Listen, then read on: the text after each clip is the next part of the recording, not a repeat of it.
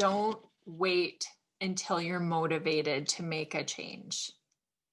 Take action first and then be motivated later. Motivation does not just fall in your lap. Sometimes you just have to put your shoes on and get up and go.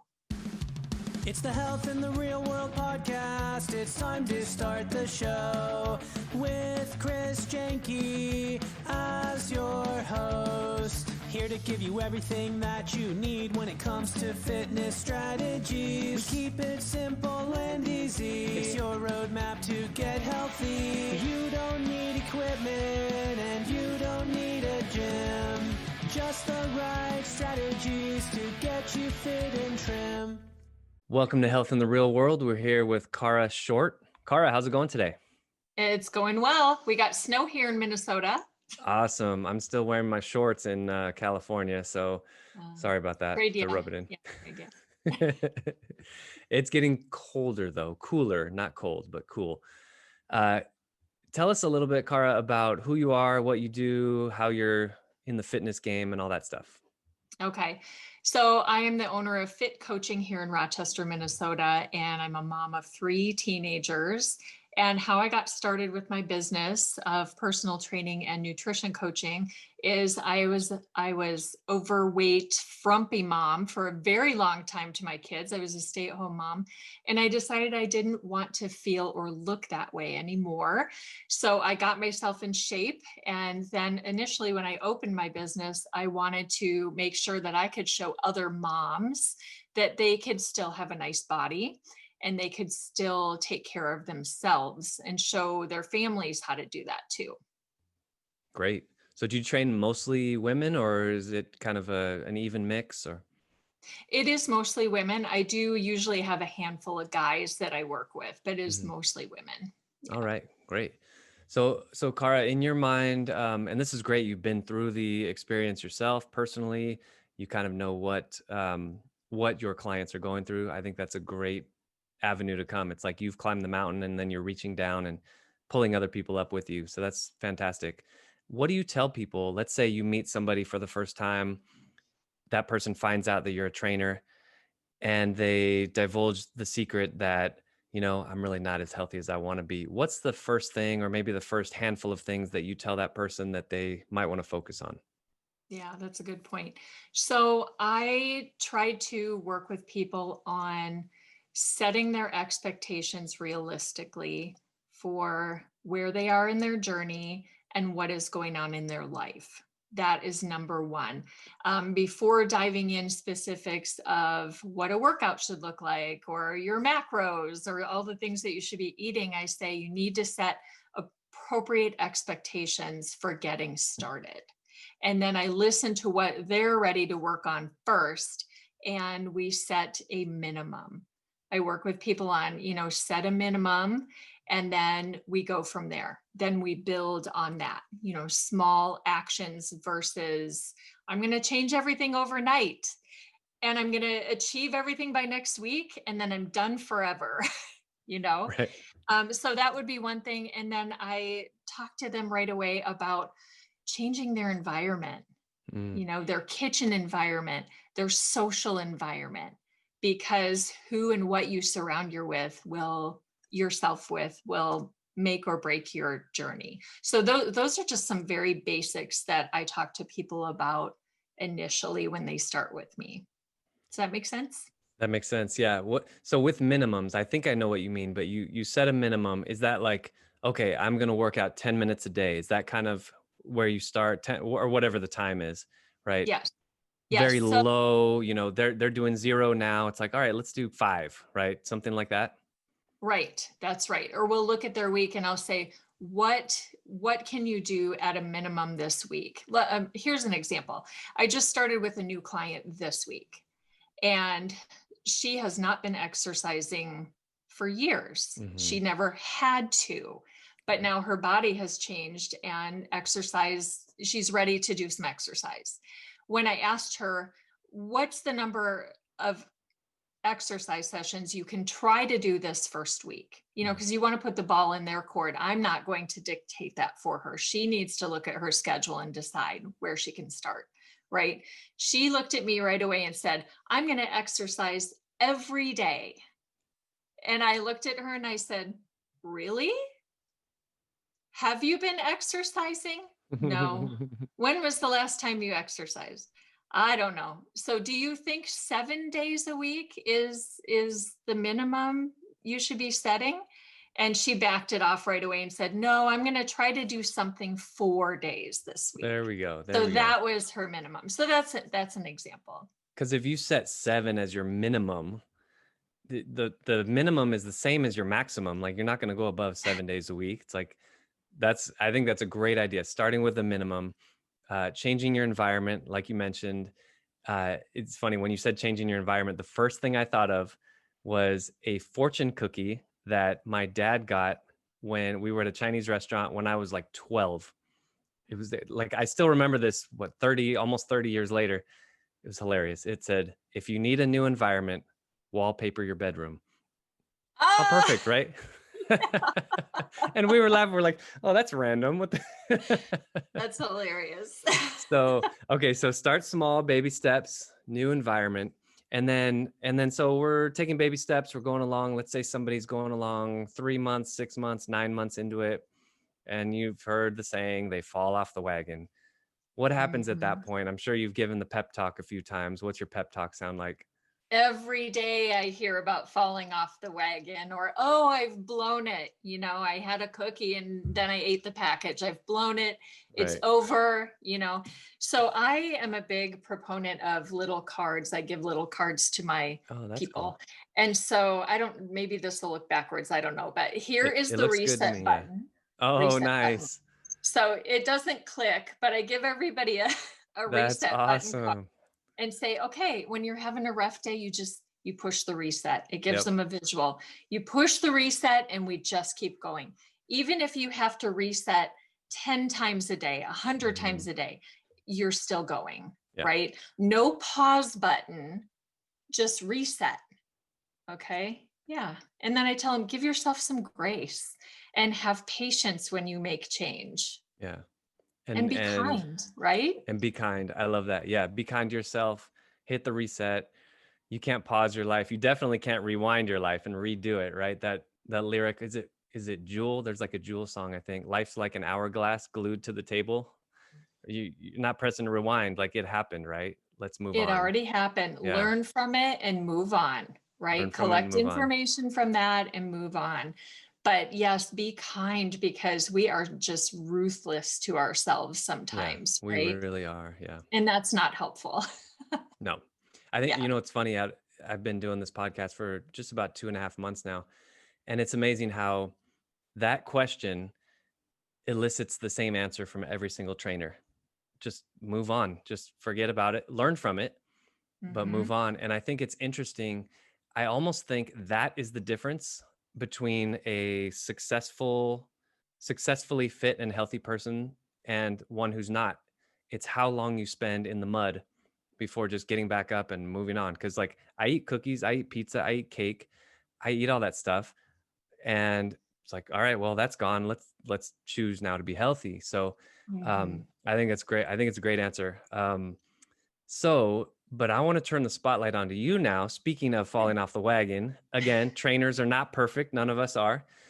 What are kind of some of the limitations or struggles that you have with your health and fitness? I know you mentioned you lost a lot of weight. I would imagine you still might go through some stuff. So what are some areas of struggle, and then what are some strategies that you've used to try to overcome that struggle? Sure. So as I get busier with my business and grow my business, and as my kids get busier, organizing my time, blocking my time. Time is the biggest excuse of I don't have time to cook. I don't have time to work out. I don't say those things for myself, but it's just looking at my day or looking at my week and organizing my time. I tell all of my clients, you have to make it happen. You can't wait for it to happen. You can't wait for time to open up. You just have to make it happen. So that's with me too, making the most impact in my own schedule, looking at my day and saying, where can I fit in a 10-minute workout? whatever. It doesn't have to be an hour workout. Where can I just get some movement in? It's better than nothing, right? So that is number one struggle for me. And then the second one is putting my own energy back. I'm sure as a coach and trainer, we are pumping energy out all week, right? Every day we're Yep. pumping energy out because our clients come in and maybe they're like, I'm tired, or I don't feel like being here today, or, something like that. But they leave feeling fantastic and energized. Where did that energy come from? It came from us, right? Right. Yep. And so then by Friday, we're tired mentally, physically, whatever. So I'm working on putting my own energy back, especially on the weekends, recharging, Yeah. because I think that's why we get burnt out as coaches, Yeah, I right? think so. And Yeah. what do you do? What are your main strategies to do that? Like, do you meditate? Do you just veg out? Do you sleep more? What are some things you do? I sleep in a little bit. I just love to spend time with my kids and my husband, making sure I get outside, taking time with my own exercise. I love to cook, just things that make me happy. I make Nice. sure I do that. And then I do need some quiet time too. Yeah. We're around people all week, and Yeah. by Friday night, I just want to go, shh. Got to recharge. Yeah, it's quiet Yeah, time. I I heard it's quiet time. tell my kids, hey, we're gonna play the quiet game until we get home. Shh. I like that. I It's like that a lot. yeah. I think one of the occupational hazards for personal trainers is that we have a tendency to forget our own workouts. It's funny how many times this has happened to me where maybe I won't work out before my clients on a particular day, and then I'm done with my day. I finish usually 1 or 2 p.m.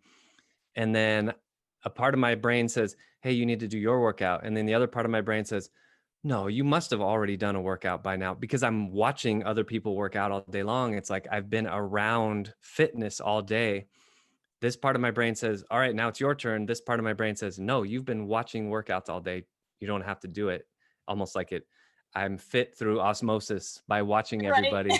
Right. And so sometimes it's the last thing I want to do is to do my own personal workout, because I've seen so many workouts all day long. But like you said, you have to come with that energy. But then, yeah, at a certain point, just, oh, man, all right, let's relax. Yeah. Right. But we know it's important to exercise and work out because we are the captain of the ship, Yes. right? We are the leader, and we need to walk the walk on what we're asking our clients to do. Yeah. Yeah. Absolutely. Plus, you feel so much better when you get your workout done. 100% every single time. Even if you do, like you said, I only have 15 minutes today. I'm just going to do a quick one. And, trainers can always do a 15-minute work. Even if somebody shows up 45 minutes late to your session, go, oh my gosh, oh, well, I only have 15 minutes. You're like, oh, great.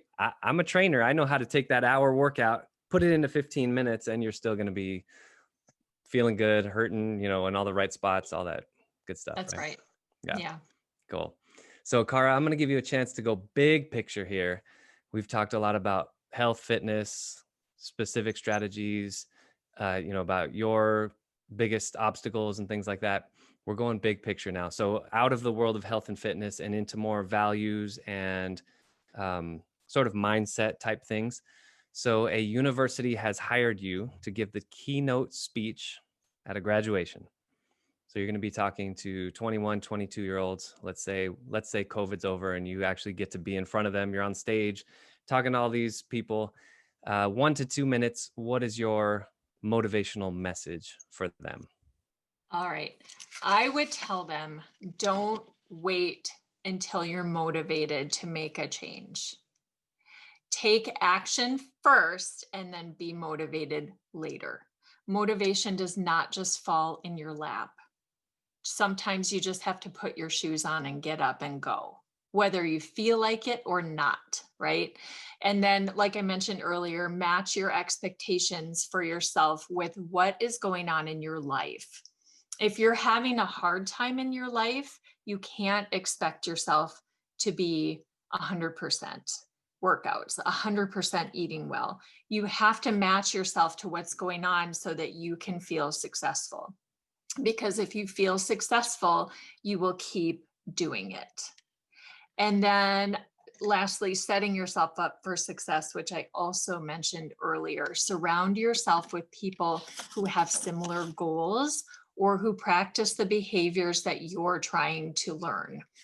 And surround yourself at home with good foods, good sleep, good friends, all of those things.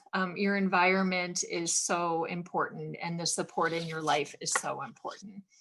And then I would tell them, even if you get sidetracked or kind of stop, start, besides the reset button, I would say just keep going. That's one of my mottos. And that's with anything in life, right? If it's hard, it's okay. You'll work through it. Just keep going. That's what I would say. I love that. Just keep going. Just keep going. You're still breathing. Your heart's still beating. Let's do this. Yeah, That's great. exactly. Yeah. Awesome. I love the reset button and the just keep going. Those are really good. Very simple, but very, very profound strategies, right? Just to keep going, keep going, keep going. Keep going, keep going. Don't stop. Don't stop. Right. And it's Right. really not, and I think that's the funny thing. A lot of people I believe are still looking for the magic button or the magic pill with fitness. And I think it literally just comes down to that. Hit the reset button and just keep going. Yeah. Fantastic. There's no magic. It's just keep going. No matter what you're working through. That's right. Yeah. Great. Well, Cara Short, thank you so much for joining me today. I want to give people a chance to get in touch with you. What's your website, social media? How do we contact you? Yeah, website www.fitcoaching.net. That's where to find me. Great. Cara, thank you so much again for joining. Oh, go ahead. Sorry. Oh, and what else did you say? Social media? Any social media, any way to contact you. On Facebook or Instagram, you can just find me at Fit Coaching. All Great. right. Yeah, sounds great. Thanks, Cara. I really appreciate it. Thank you. Thanks for listening to the Health in the Real World show. Make sure to like and subscribe and comment down below. Visit mycorebalance.com to learn more.